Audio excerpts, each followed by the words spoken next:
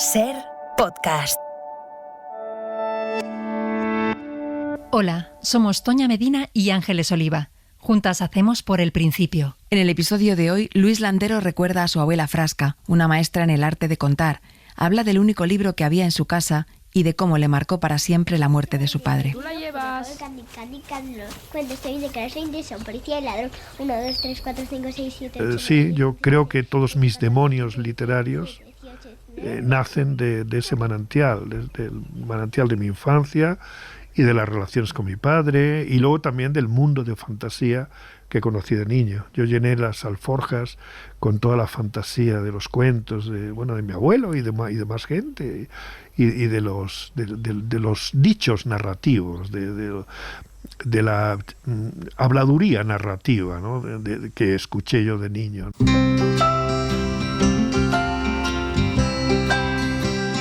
Luis Landero ha llevado su infancia campesina a toda su obra. Publicó su primera novela, Juegos de la Edad Tardía, con más de 40 años, y obtuvo con ella una acogida importante de crítica y público, que le llevó a obtener el Premio de la Crítica y el Premio Nacional de Literatura. Escritor, periodista y profesor, Luis Landero se crió en el campo, en una familia de campesinos, jugando libre y escuchando historias alrededor de la lumbre. Un padre exigente le mandó con 8 años interno a Madrid, y un primo hizo que se hiciera guitarrista. Es una historia que merece ser contada, empezando por el principio. Por el principio. Por el principio. Por el principio. Luis Landero nació el 25 de marzo de 1948 en Alburquerque, un pueblo de Badajoz. Nació en su casa, como se nacía entonces. Sí, efectivamente. Entonces se nacía en las casas, con la comadrona, con todo esto. Nací un Jueves Santo, además pasaba la procesión por la calle y ya aprovecharon para bendecirme. Sí, nací como mis hermanas, nacimos todos en casa. Y bueno, mi abuelo Luis, que era un hombre muy campesino y muy de la tierra y demás, quería incluso darme una cucharadita de vino nada más nacer para que me hiciera un hombre pronto, ¿no? Para que me hiciera un buen labrador, pero bueno, yo no sé si fue en broma, pero en todo caso la comadrona, por si acaso, le paró los pies. La casa, como todas las del pueblo, tenía siempre las puertas abiertas de par en par. En ella entraban los vecinos y los animales. Había un patio con las gallinas y los pavos, donde las mujeres por la tarde hacían un corro de costura, mientras el niño Luis subía y bajaba por la casa. Salía a jugar a la calle y volvía, al cuidado de las mujeres. Era una casa de labranza muy grande, tiene 4 alturas, con un mirador arriba. Los 2 pisos de arriba los 2 últimos eran desvanes para el grano, para cantidad de cosas de la huerta y del campo, ¿no? Y luego tenía un corral. Entonces no se hablaba de patios, era un corral donde había un jazminero. El olor del jazmín al atardecer lo tengo ya en la memoria para siempre. Había una cuadra para las caballerías. La familia se reunía durante horas a hablar alrededor del brasero con un quinqué, un candil o un carburo. En la casa no había agua corriente, solo barreños y palangana. Y la única luz eléctrica la daba 2 horas al día el generador de la fábrica de harina, que a partir de entonces pasó a llamarse la Fábrica de la Luz. La familia disfrutaba de hablar por hablar sobre cuestiones domésticas o historias pequeñas.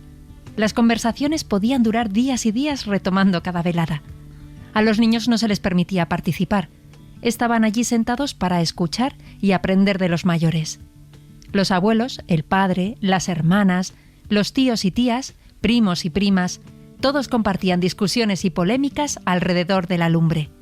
Entrada la noche, cuando acababa el coloquio y solo quedaban brasas, el padre de Luis Landero daba un golpe con los nudillos en la mesa, soplaba el candil y mandaba a cada mochuelo a su olivo. Claro, es que espacios privados entonces no había. Bueno, en verano quizá algo más, pero en invierno con el frío que hacía allí, nos reuníamos alrededor del brasero o alrededor de la lumbre en la cocina.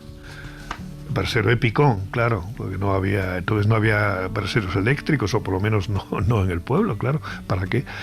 Y a veces alrededor de la lumbre. Y luego cuando vivíamos en el campo, porque a veces vivíamos en el pueblo y a veces vivíamos en el campo.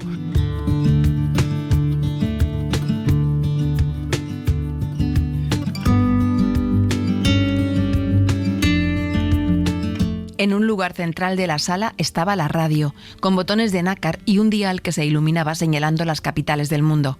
En ella escuchaban Radio Andorra, aunque Luis Landero supo que su padre escuchaba la Pirenaica cuando estaba en el campo. Fuimos de los primeros, mi padre compró una radio y sí, estaba además en una mesilla con una puntilla arriba y luego coronado con un adorno, bueno, con un adorno, y era un aparato, el aparato más lujoso, el objeto más lujoso que teníamos en casa.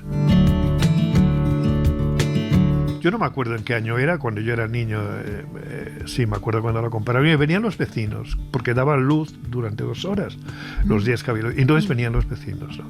Y se reunían allí, se ponían todos allí como una especie de anfiteatro, todos reunidos, para escucharla, como si fuera un televisor. Y se escuchaba con mucha solemnidad y casi con fervor y con asombro también, ¿no? de que eso fuera posible. ¿Se puede? Sí, pasa, siéntate. Estamos escuchando la radio. Buenas tardes. Buenas tardes, Felisa. ¿Quieres un vaso de agua? Ahí sí, deme un vaso, que hace calor. Hola, Luisito. Hola. Come alguna pasta, anda, toma.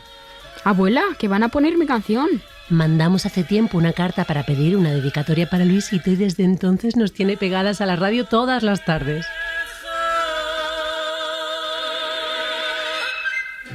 Seguimos en Radio Andorra escuchando música dedicada a nuestros oyentes. La siguiente canción está dedicada al niño Luisito Landero por su primera comunión. Dios te ha dado la gracia del cielo, María Dolores. Y recuerdo que escuchábamos muy a menudo Radio Andorra. Radio Andorra, las canciones dedicadas y demás. A mí una vez me dedicaron una canción por mi primera comunión. Para el niño Luisito Landero en su primera comunión. ¿Qué canción fue? Es que no me acuerdo qué canción fue. Pero me dedicaron una canción y entonces lo que ocurrió es que cuando dijeron mi nombre, algunas vecinas dieron un grito enorme de sorpresa, de euforia, no lo sé, de que cómo es posible si lo tenemos aquí y que suene ahí, ¿no? Que suene ahí su nombre, ¿no? De manera que apenas se pudo escuchar por los gritos, por la gritería que se armó, pero yo creo que ante el milagro de la modernidad o algo así.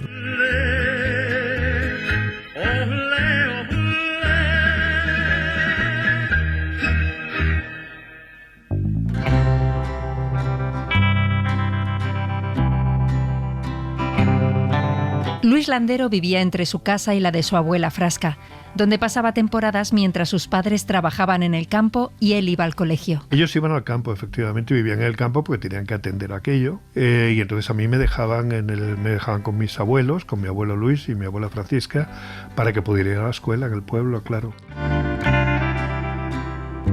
La gente del campo vivía en el campo y vivía y solamente venían al pueblo pues en las ferias, algunos domingos a pasear, pero porque era muy costoso venir y porque había que atender además la hacienda y porque no. Es que se vivía en el campo, ahí se hacía el pan, se vivía en el campo y de vez en cuando se iba al pueblo. Luis pasaba todos los veranos en el campo con su familia, en la finca de Valdeborrachos que habían heredado del abuelo, donde cultivaban la tierra. La distancia de 15 kilómetros desde el pueblo era mucho entonces, en carreta o a pie, por un camino de tierra pedregoso. El trayecto estaba lleno de aventuras, arañas tejiendo su tela, ranas que saltaban o una liebre corriendo. En toda mi familia eran todos campesinos, ¿no? Por todas partes. Y ninguno tenía ni siquiera una moto o una bicicleta. Yo no conocía a ninguno montar en bici ni en moto. No, eran todo caballerías, ¿no? Y entonces se iba en caballerías y a veces iba andando también.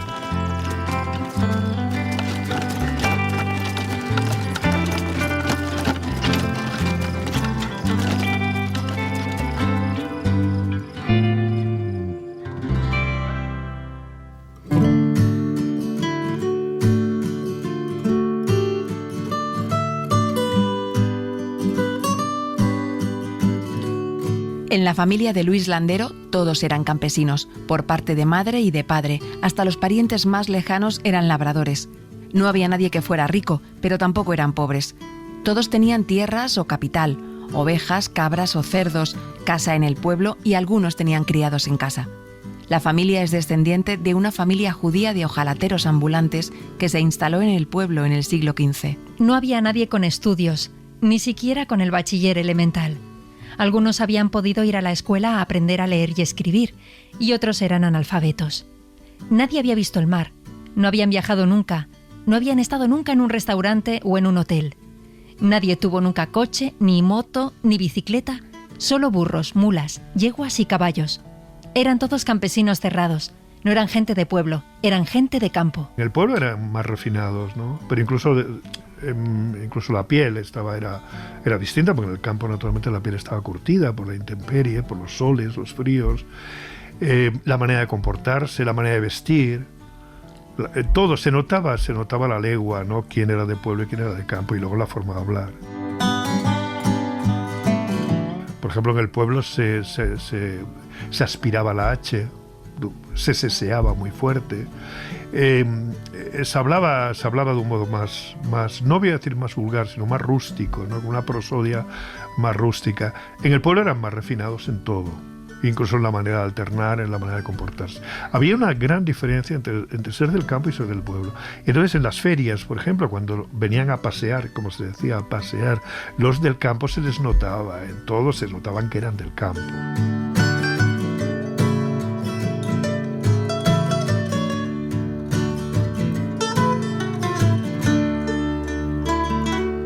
Y para mí es un lugar mítico, porque el campo era el lugar de la felicidad,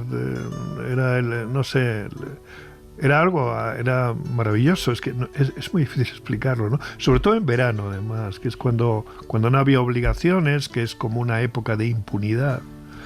El campo era muy alegre entonces, estaban los segadores que iban, que venían.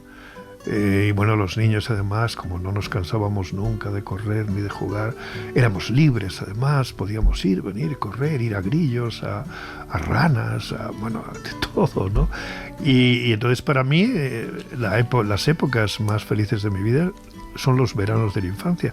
No sé hasta qué punto eso es una construcción imaginaria de la memoria, ¿no? Pero algo debe haber, claro.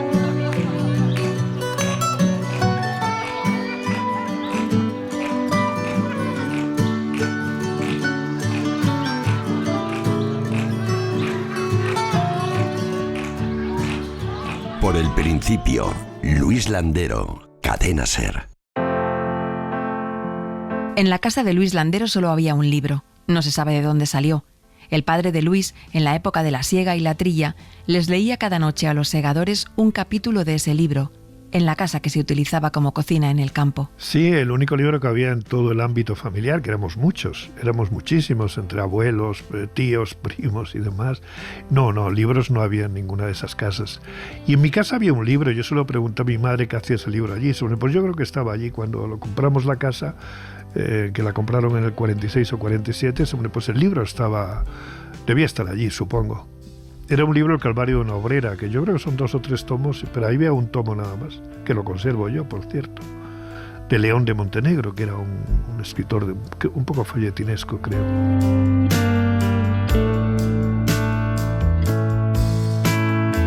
Y ese era el libro que había, pero no había libros, pero sí a cambio tuve maestros maravillosos, y sobre todo una maestra excepcional, que era mi abuela Francisca, que era completamente analfabeta, pero que tenía una erudición enorme, porque en su memoria había cantidad de cachivaches narrativos, de canciones, de adivinanzas, de juegos, de refranes, de anécdotas del pasado, y entonces era un pozo sin fondo, y entonces daba gusto, y nos sentábamos al lado de un árbol de un ebónimo, ¿no?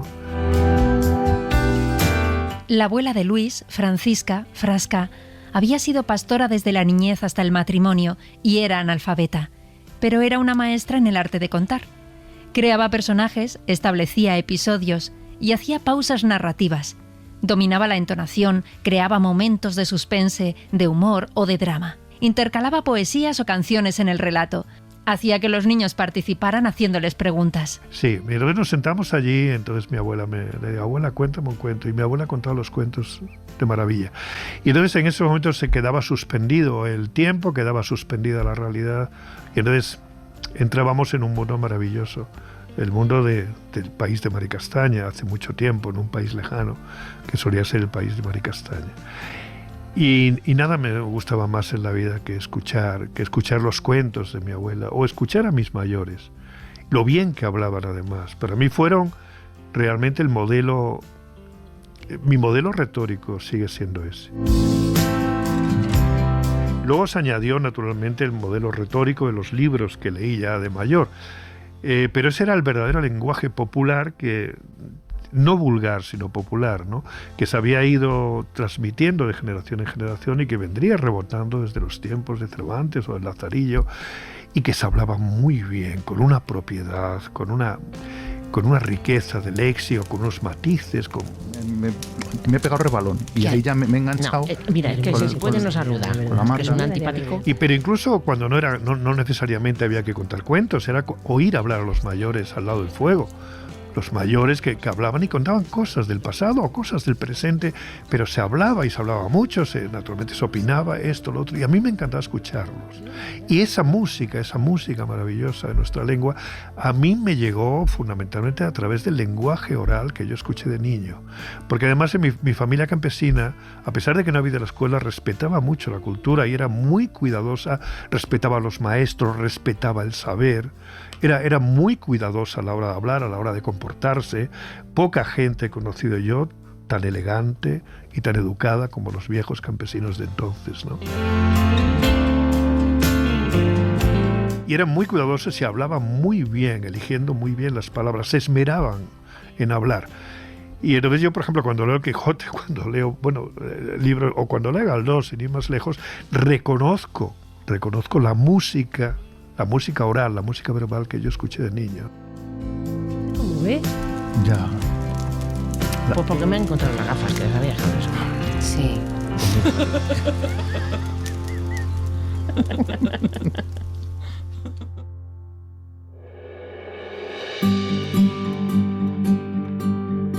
Todos los hombres de la familia vestían igual.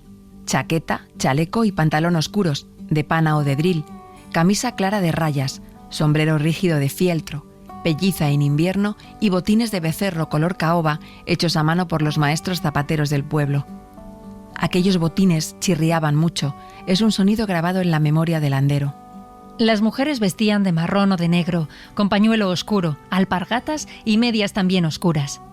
Landero las recuerda a todas igual, con el pelo recogido en un moño apretado y duro, que para él es un símbolo de la libertad prohibida. Sí, tenía, pero entonces era muy natural que sobre todo las viejas y tal tenían un moño muy apretado, pero que ahí había muchísimo pelo. En realidad se había escondido una cabellera, y una vez descubrí a mi abuela Francisca que se estaba peinando el pelo, ¿no? Y entonces la descubrí con el moño desatado, es decir, con el moño deshecho, y era como una cabellera, o yo no sé si es que quizá lo exageró luego la memoria, pero era una cabellera así, color de acero, ¿no? Magnífica.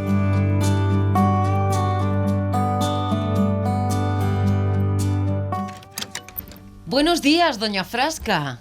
¿Qué tal? Buenos días, Herminia. ¿Venimos en buen momento? Sí, claro, pase.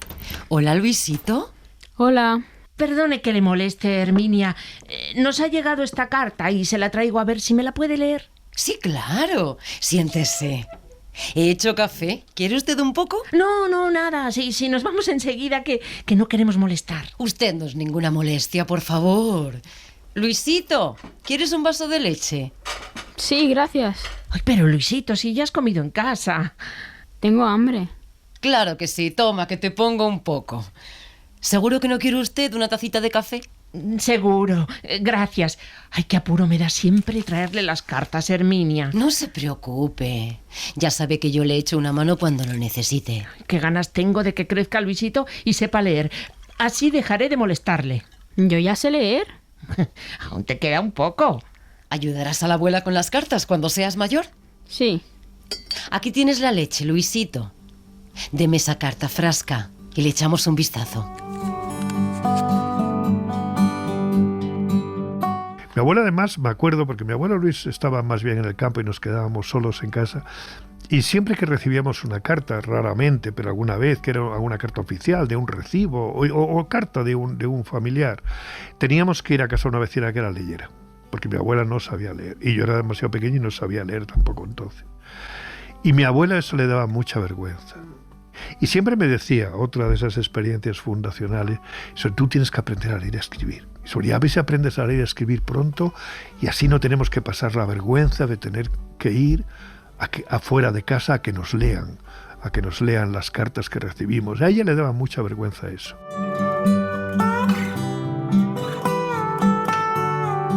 La abuela Frasca le llevó para que aprendiera a leer a la escuela de don Pedro Márquez, una casa particular con 2 plantas, cuando Luis Landero tenía 4 años. No, sí, yo no había cumplido 5 años todavía, tenía 4. Y entonces, pero no admitían hasta los 5, entonces me llevaron. Don Pedro Márquez, el maestro, era amigo de mi familia y tal. Y entonces me llevaron, estaba al lado de la casa de mi abuela y tal. Y entonces dijo don Pedro, ¿y cuántos años tiene el niño? Y dijo mi abuela, 5. Y dije yo, no, abuela, que tengo 4. 4. Pero bueno, el maestro supongo que se echarían a reír y tal. Y nada más admitieron con 4 años, sí.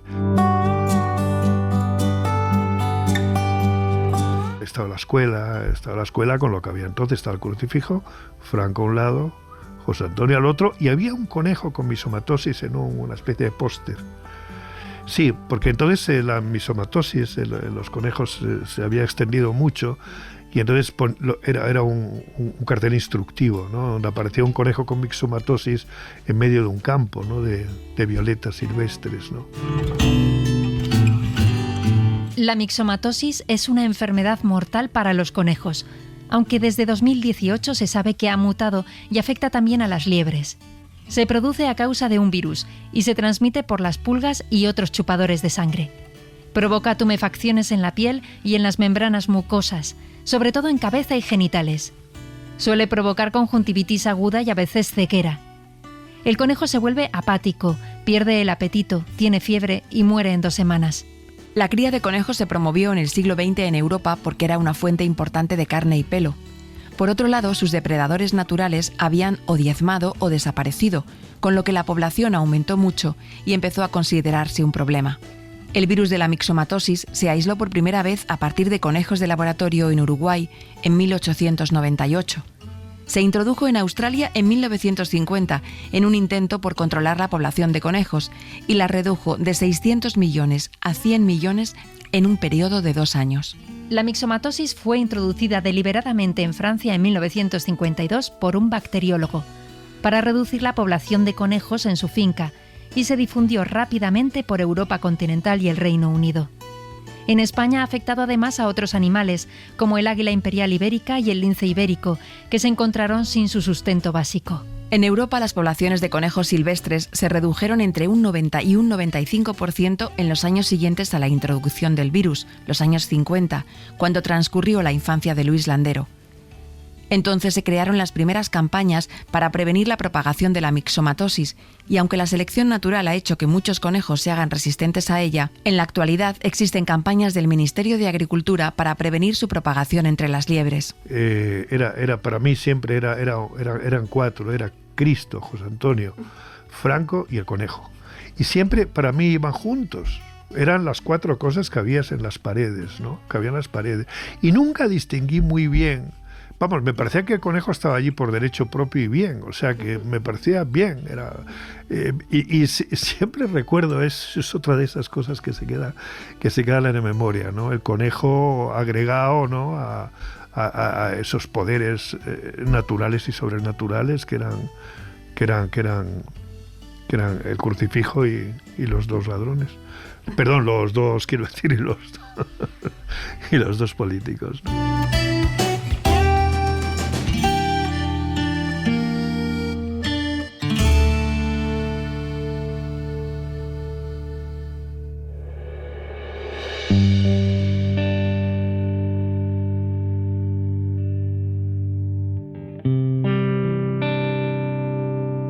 La madre de Luis Landero se llamaba Antonia.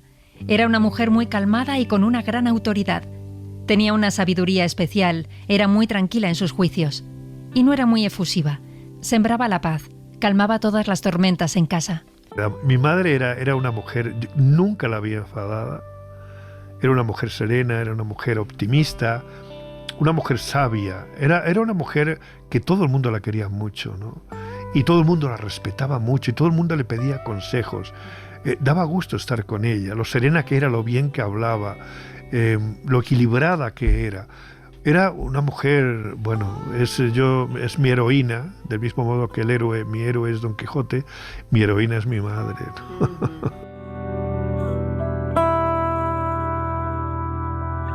Para Luis Landero, la persona que ha marcado su vida es su padre, Cipriano. Exigente, retraído, amargado, llenó su infancia y la de sus 3 hermanas de reproches, amenazas, culpas y mucho miedo. Sí, eso me marcó, bueno, a mí y a mis hermanas, creo, ¿no? Nos marcó a todos y nos creó una inseguridad ya para siempre, ¿no? Todos eran mejores que nosotros.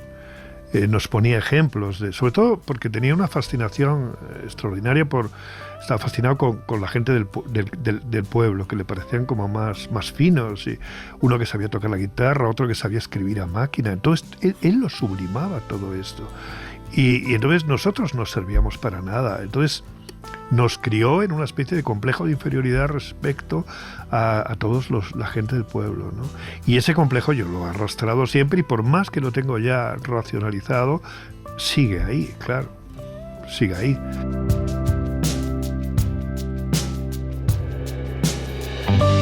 Y sí, mi padre era un hombre profundamente insatisfecho, no estaba contento con su vida, porque era un hombre además con talento, con grandes cualidades. Todo el mundo decía qué buen abogado hubiera sido Cipriano, qué bien abogado, porque hablaba muy bien, y era muy ocurrente, pero fuera de casa, en casa no. Era de esos hombres que en casa siempre estaban de mal humor y cuando salían fuera de casa eran muy ocurrentes, muy ingeniosos y demás, ¿no?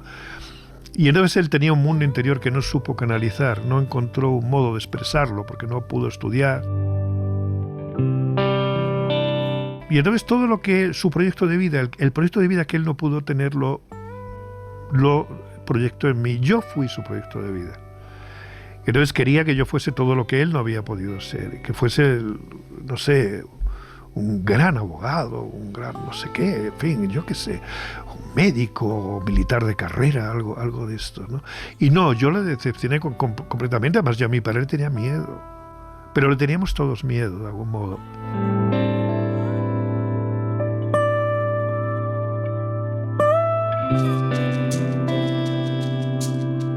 La risa, la alegría, charlar, cantar o silbar o escuchar música en la radio estaba prohibido en la casa, aunque no se había dicho nunca.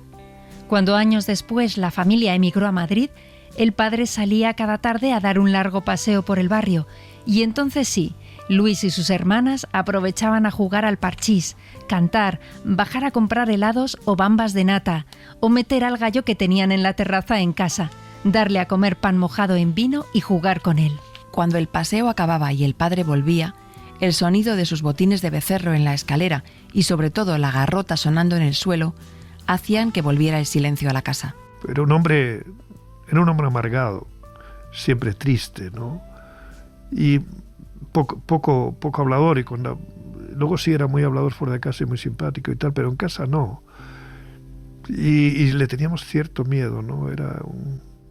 A pesar de que era un buen padre, hizo todo lo mejor por nosotros, pero aún así en casa, cuando él no estaba, se respiraba de otra manera, estábamos todos mejor, ¿no?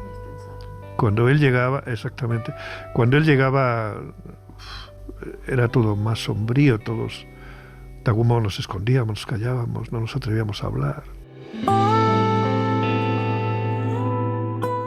De algún poco sí, porque yo recuerdo que desde que yo tuve uso de razón, no recuerdo que fueron los 5 o 6 años, pero debió ser por ahí, él me preguntaba, y es otra cosa que no olvido nunca, ¿qué quiere ser de mayor? Claro, ¿cómo voy a saber yo, primero, lo que es mayor, lo que es el futuro, qué es eso de ser, ¿no? ¿Qué quiero ser yo? ¿Yo qué sé? Yo soy un niño, ¿no? Y entonces él me lo decía, entonces a partir de ahí me ponía ejemplos, ¿no? A veces íbamos con la yegua montados los dos del campo al pueblo y el tema de conversación era siempre el mismo. Decía, si eres abogado, era no sé qué, y entonces te vas a reír de todo el mundo y te puedes casar con la que quieras, con la más rica, con la más guapa, con la que quieras, vas a tener todo, vas a poder tener coches. Entonces no sé, para un niño era una exigencia, entonces era una enorme responsabilidad la que puso sobre mí desde muy pequeño.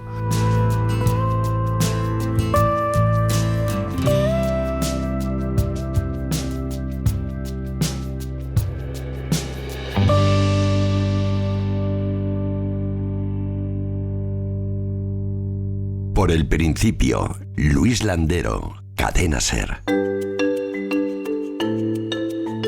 Con 8 años mandaron a Luis Landero interno a un colegio de curas en Madrid. Sus padres le llevaron engañado. Fueron a la Plaza de Toros de las Ventas, después a un parque, y luego le llevaron al colegio y desaparecieron. Él se rebeló desesperado, con gritos y golpes. Allí se quedó 4 años, hasta que toda la familia se mudó a Madrid. Fue el primer abandono de su vida. Le supuso una enorme tristeza y un desarraigo tremendo. Bueno, eso fue, además, mi padre hizo un esfuerzo económico enorme para llevarme, porque eso le costó muchos sacrificios. Claro. Yo tenía 3 hermanas, se suponía que mis 3 hermanas no tenían que estudiar, a pesar de que eran las 2 mayores eran muy buenas estudiantes, pero ellas no contaban en aquellos tiempos y en aquella mentalidad, ¿no? Era yo el que tenía que estudiar. Y entonces, en aquellos tiempos, en mi pueblo, los que iban a estudiar iban a Sevilla o a Salamanca, no más, o a Badajoz a estudiar magisterio. Pero no, mi padre dijo, no, yo quiero que mi hijo sea el mejor, que sea la leche, que sea un abogado de estos de renombre. Quería que yo fuera un gran hombre y tal. Y entonces me mandaron a Madrid, a un colegio que se acaba de inaugurar entonces, el Colegio Claret.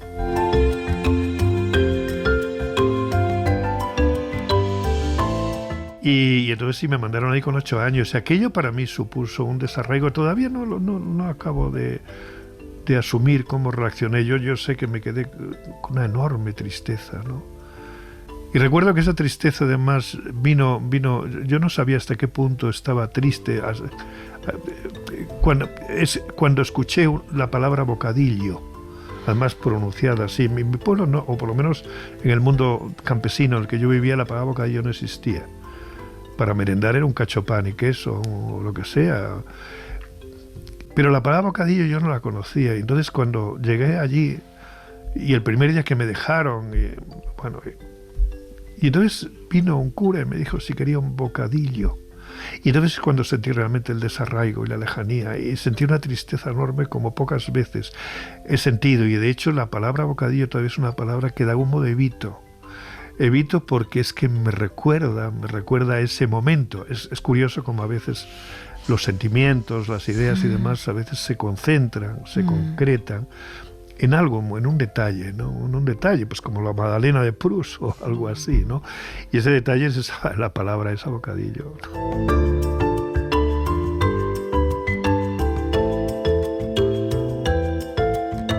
Cuando volvía al pueblo, retransmitía los partidos de fútbol a los que les habían llevado con el colegio en Madrid y se inventaba cosas imposibles que existían en la capital, como que había visto un piano tan largo que necesitaban 20 músicos para tocarlo, que en Madrid a todas horas había atropellos y atracos, o que los domingos el cielo se llenaba de globos aerostáticos.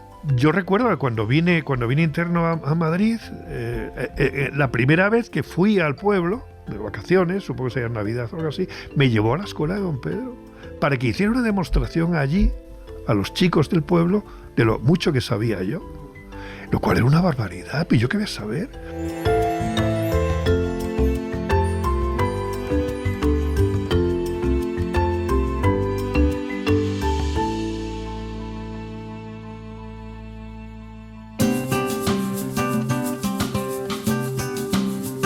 En 1960, cuando Luis llevaba 4 años interno en el colegio, toda la familia se mudó a Madrid. Aquella no fue una emigración económica, vivían bien en el pueblo. Emigraron para que el hijo varón, Luis, estudiara y sus 3 hermanas aprendieran un oficio. Vendieron parte de la finca y compraron un piso y una sepultura de 6 cuerpos. Se llevaron el mundo rural con ellos. Cargaron con todo: las calderas, las ollas de hierro, los cuchillos, la loza el hacha, los maceteros de forja y 6 gallinas y un gallo que pusieron en la terraza de su nuevo piso, en el barrio madrileño de Prosperidad. Había una terraza, era un primer piso y fuera había una terraza, y entonces a mi padre se le ocurrió que podíamos montar un gallinero allí, ¿no? Y entonces montamos el gallinero allí, claro, 6 gallinas y un gallo. Claro, imagínate cuando el gallo se puso a cantar de madrugada. Claro, empezaron a llorar los niños del piso segundo cuando oyeron aquello y despertó a toda la vecindad, ¿no? Y entonces vinieron al día siguiente a protestar, ¿no? De qué era eso, ¿no? La madre de Luis Landero instaló un taller de punto y costura en casa. En una habitación interior de 10 metros cuadrados tenían una enorme máquina tricotosa manual de hierro macizo, una devanadora eléctrica y una máquina de coser. Las 2 hermanas mayores y la madre trabajaban sin parar. Las niñas, a las que habían sacado del colegio, se turnaban todo el día para mover el carro de la tricotosa. La madre cortaba y cosía las prendas, y Luis y su padre se encargaban a veces de la devanadora, pero eran ratos cortos. Enseguida el padre se iba a fumar al balcón. Para mis hermanas no fue una buena experiencia, porque mis hermanas mayores las pusieron a trabajar. Se instaló en casa un taller de punto, con una tricotosa, una devanadora, y no sé, una máquina de coser y esto. Y entonces mis hermanas se vieron convertidas en obreras textiles. Y mi madre en costurera, claro, bueno, pero mi madre era muy trabajadora de cualquier manera, ¿no? De manera que la experiencia para mis hermanos mayores no fue buena.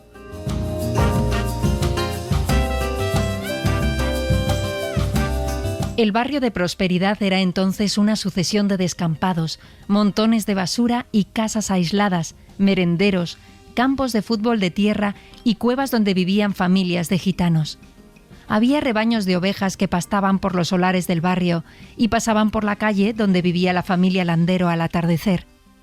Pocos años después, poco a poco, los descampados empezaron a poblarse de bloques de viviendas, parques y avenidas. Era un barrio, era un barrio maravilloso, vamos, yo lo recuerdo, además es un barrio al que yo le tengo muchísimo cariño, ¿no? Y efectivamente, uno salía hacia Barajas y inmediatamente era campo todo. Pasaba por ahí el canalillo de Isabel II, de manera que íbamos a veces a coger ranas y no sé, era un barrio muy barrio.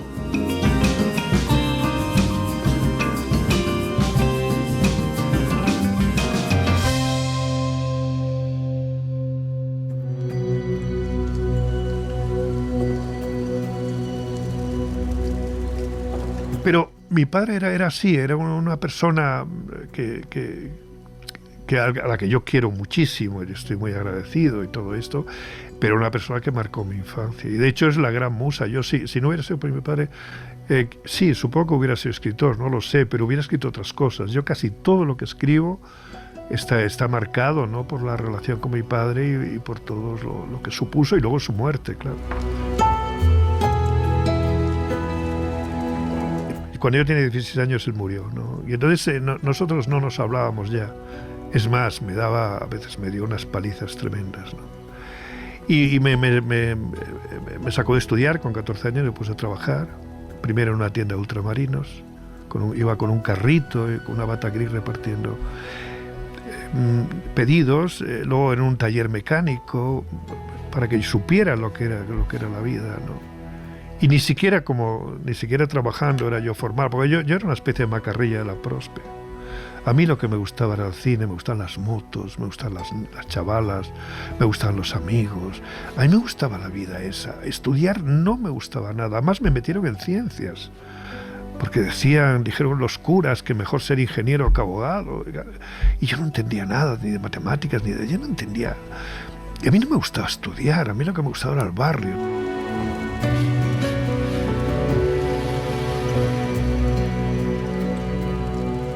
El padre de Luis Landero llevaba mucho tiempo enfermo, desde bastante joven, y en 1964 lo ingresaron en una clínica. Un día, Luis fue a verlo, por compromiso y por deseo de su madre. El padre estaba muy delicado, quejándose, pesaroso. Luis recuerda que una de las veces su padre lo miró y él sintió una mirada de miedo, implorante. Sintió que su padre le pedía cariño o protección, pero en un momento en que entró una enfermera, él aprovechó y se fue, sin despedirse. Hoy sabe que la muerte de su padre es lo más importante que le ha pasado en la vida. Yo sabía que iba a morir, lo sabía, creo que porque me lo habían dicho y porque además estaba a la vista que él estaba ya como escapando de la muerte. Él no iba de la cama al sillón, del sillón a tal, y se veía, ¿no?, que era como un animal acorralado. Y yo sabía que iba a morir. Y había ido con unos amigos que me esperaban abajo en un coche, en un Peugeot 403, color gris. Estas cosas no se olvidan nunca. Y era mayo, que hacía un día estupendo, y yo lo que quería es marcharme. Y sabía que iba a morir. Y me fui. ¿Bajas o qué?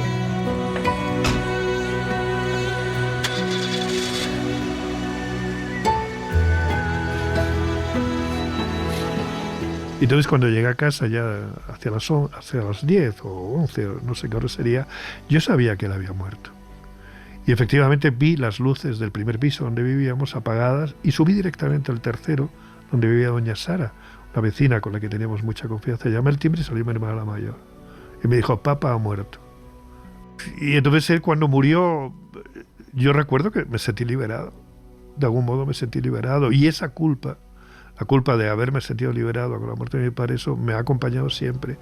Y entonces contraje una deuda con mi padre que la he intentado saldar haciendo las cosas lo mejor que he sabido, ¿no? Estudiando y luego pues me he dedicado a esto, me podría dedicar a otra cosa, pero bueno. Y no sé, pero fue una experiencia de esa como un antes y un después, ¿no? Porque yo además juré ante el cadáver de mi padre, le juré a él, ¿no?, delante de él, que iba a ser un hombre de provecho, que sería abogado. Bueno, no he sido abogado, pero bueno, he sido, creo, un hombre de provecho.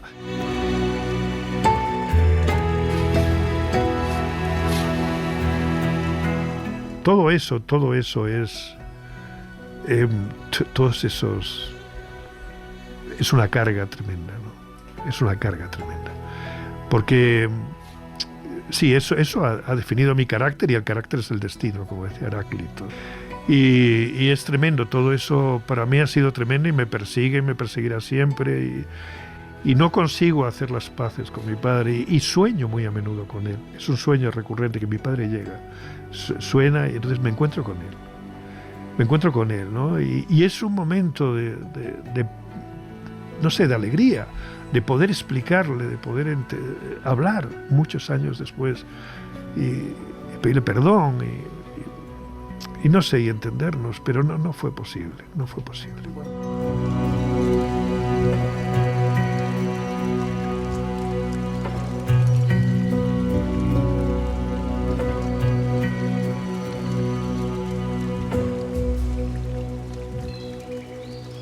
Luis, te está buscando tu madre. Ahora voy. ¿Qué haces? Estoy intentando darle a ese gorrión. Pero pobrecito, ¿dónde está? Ahí, detrás de esa piedra. ¿Y por qué le tiras piedras? ¿Le vas a hacer daño? No sé, porque me gusta. ¿Te gustaría que te hicieran a ti lo mismo? No sé. Míralo, pobrecito. Se habrá caído de un nido. No puedes tirarle piedras, no se puede tratar mal a un animal. Hay que respetarlos. Pero si es solo un gorrión. Por eso, es un gorrión. Y también tenemos que cuidarlo.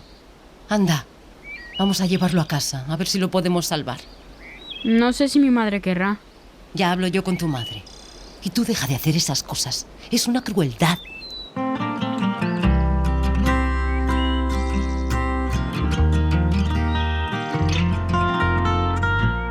Esa es una de esas experiencias esenciales, ¿no?, que uno tiene, ¿no?, y que están por ahí aisladas. Y sí, era un gorrión, yo supongo que se habría caído del nido o algo así, y yo lo estaba apedreando, ¿no? Estaba el pobre allí recogido, refugiado en un rincón, y yo con piedras le tiraba, ¿no? Y entonces una chica, una criada, que era como se llamaba entonces, mi madre tenía una chica en Encarna. Cuando me vio, bueno, me dijo que cómo podía ser tan cruel, que, bueno, me echó un chorreo enorme, y a mí es que yo no se me olvidó nunca.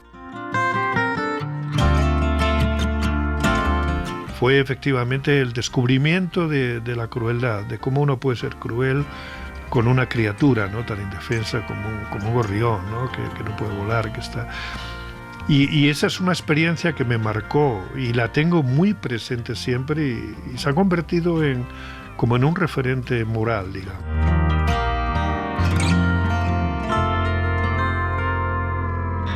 Por el principio, Luis Landero, Cadena SER.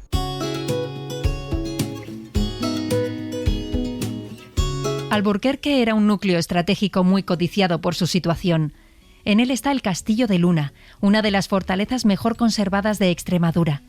Tiene una torre de 5 plantas que servía, al igual que las murallas, como elemento de defensa contra las invasiones árabes y portuguesas, y que ahora es monumento nacional. Muy cerca de las faldas del castillo se conserva la famosa Piedra del Berrocal. Las piedras berrocales son un conjunto de piedras graníticas agrupadas a las que se les llama berruecos o bolones. Normalmente crean formaciones muy especiales. Se pueden encontrar en los campos extremeños, pero no es tan habitual encontrarlas dentro de una localidad. Bueno, la piedra berrocal es una de esas piedras caballeras enormes, ¿no?, que hay, y está justo en el centro del pueblo, y entonces pues hay casas construidas, casas más pequeñas que la piedra, que están construidas alrededor, ¿no? Es como una gallina con sus polluelos o algo así. Son esas piedras redondas que están como a caballo, por eso le llaman, que a lo mejor se sostienen, que tienen un sostén muy débil, se sostienen encima de otra, ¿no? Milagrosamente, que parece que se van a caer, pero no se caen nunca, ¿no? Niños, atención. Niños, silencio. Arturo, para ya o vas al despacho del director. Bueno, hoy vamos a ver cuáles son las 7 maravillas del mundo. Estas son las pirámides de Keops, Kefren y Micerinos, levantadas en la llanura de Giza, en Egipto. Se construyeron para albergar las tumbas de los faraones entre 1630. No, y yo creía que mi pueblo era el centro del mundo, claro, y entonces cuando me mandaron a Madrid, pensé que cuando empezaron a hablar el maestro habló de las 7 maravillas del mundo, empezó con las pirámides y todo esto, yo pensé que iba a decir la piedra berrocal y que iba a decir el castillo de mi pueblo, porque eso estaba dentro de las maravillas del mundo. ¿Qué otras maravillas había? Yo pensaba que Alburquerque era el centro del mundo y que pocas cosas había tan maravillosas como la piedra berrocal o el castillo, ¿no? Pero no, ni la piedra berrocal ni el castillo no aparecieron en las 7 maravillas del mundo, ¿no? Y esa fue otra de esas experiencias donde te das cuenta de que no, tu pueblo no es el centro del mundo. Ese es un descubrimiento, sobre todo para los niños de aquella época que no teníamos, no como ahora que hay internet y que hay todo esto, y ya el mundo se conoce, ¿no?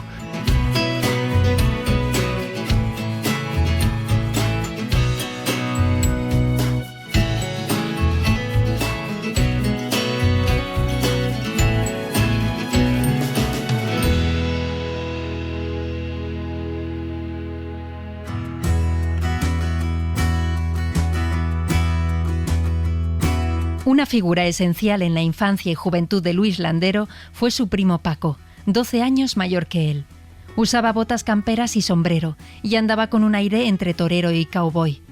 Montaba a caballo como rejoneador, dibujaba, esculpía, y siempre estaba ideando inventos, artefactos mecánicos y pensando en proyectos para el futuro. Disfrutaba la vida con intensidad y hacía de cualquier momento algo único y especial. Sabía de astronomía, analizaba los cantos de los pájaros y hacía de zahorí buscando el agua. Un día llevó a Luis a pescar, los dos montados en un caballo hasta un lugar secreto del río.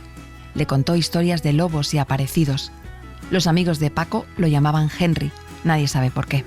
Sí, bueno, era campesino, ¿no? Lo que pasa es que no tenía alma de campesino, tenía alma de artista, ¿no? Y entonces se vino a Madrid a ser torero. Lo que pasa es que, bueno, de valora no andaba muy bien, de arte sí, pero... Y entonces se metió guitarrista, porque él ya tocaba un poquito la guitarra. Y entonces, a los 16 años, yo cuando murió mi padre empecé a tocar la guitarra, ¿no? Porque yo entonces trabajaba en Clesa, en la central lechera, y ya me veía toda la vida trabajando ahí, ¿no? Y mi primo, cuando supo que yo era oficinista, me dijo, pero primo, tú oficinista, si eso es lo más triste del mundo. Y entonces me dijo que por qué no me dedicaba a la guitarra. Y efectivamente a un chaval de 16 años como yo, que entre la oficina y la farándula, pues no había color, ¿no? Ya muerto su padre, el primo Paco llegó del pueblo y se instaló en casa de Luis Landero y su familia, como hacían quienes llegaban del pueblo a quedarse o de paso hacia Bilbao o Alemania a buscarse el futuro. Los habitantes de la casa hacían turnos para comer y dormían hasta en la terraza, y los domingos se iban todos juntos al rastro, a montar en barca al Retiro o a bañarse al río Jarama, donde a veces pasaban la noche, como en su pueblo.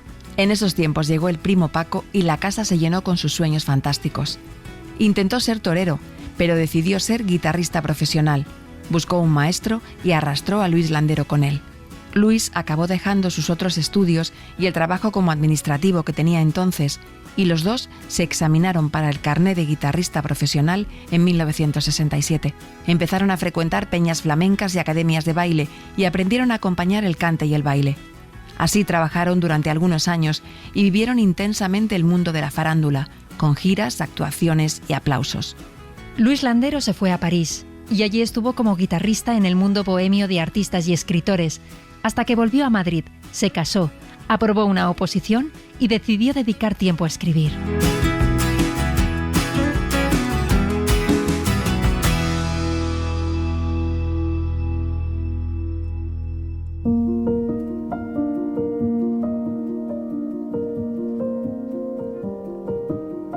Luis Landero lleva su infancia en su memoria y la comparte una y otra vez en sus libros.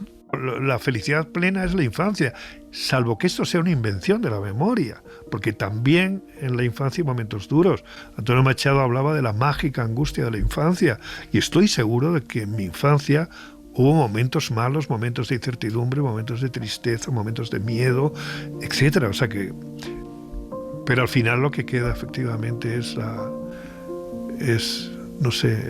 esa inocencia, ese paraíso perdido, como se ha dicho a veces, ¿no? Del que luego te expulsan, como Adán y Eva con la espada flamígera, cuando sabes que te tienes que ganar el pan y te haces mayor y sabes cuál es tu futuro ya, más o menos. Cuando aparece el fantasma del futuro, ahí se acaba la infancia.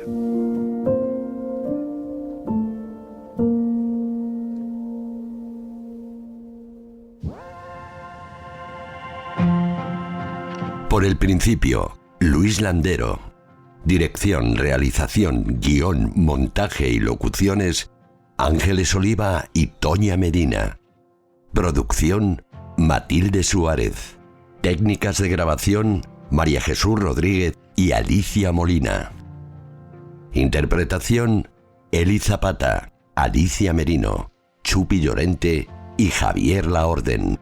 Con la colaboración especial de Gerard Merino, Claudia Catanzaro, Petra de Miguel y Adrián Ortiz de Orruño.